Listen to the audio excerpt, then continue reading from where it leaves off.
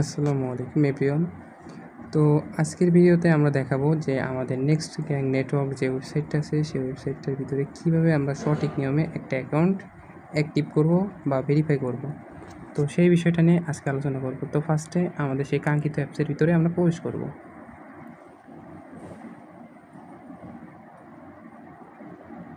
দেখেন আমরা আমাদের কাঙ্ক্ষিত অ্যাপের ভিতরে প্রবেশ করলাম। তো প্রবেশ করার পর দেখেন এখানে লেখা রয়েছে যে অ্যাকাউন্ট অ্যাক্টিভ নয়। তো এটার ভিতরে আমরা কি করব, ক্লিক করব।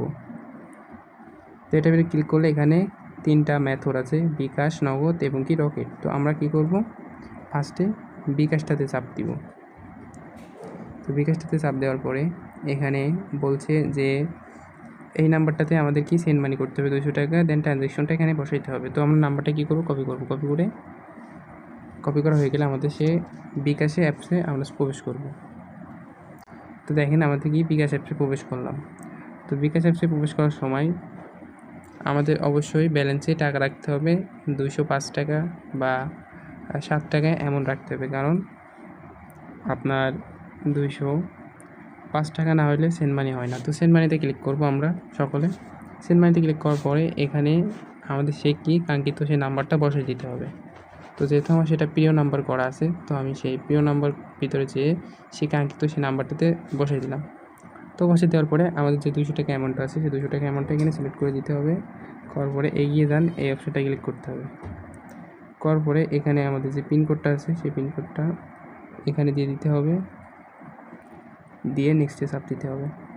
তো নেক্সটে চাপ দিলে এখানে ক্লিক করে দিলে দেখেন আমাদের টাকাটা সেখানে চলে গেছে। তো যাওয়ার পরে আমাদের যে ট্রানজ্যাকশন আইডিটা আছে ওইটা এখান থেকে কী করব, কপি করব। তো কপি করা হয়ে গেলে আমাদের সেই কাঙ্ক্ষিত সেই অ্যাপের ভিতরে আমরা প্রবেশ করব। করার পরে সেই ট্রানজ্যাকশন আইডিটা আমরা এখানে বসাই দিব, সেই ট্রানজ্যাকশন আইডিটা।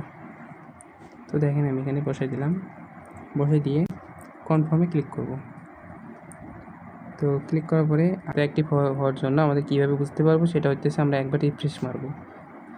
তো দেখেন আমাদের অ্যাকাউন্টটি কিন্তু সঠিকভাবে অ্যাক্টিভ হয়ে গেছে। তো এখন আমাদের সকল ধরনের প্রজেক্ট নিয়ে আমরা কী করতে পারবো, কাজ করতে পারবো।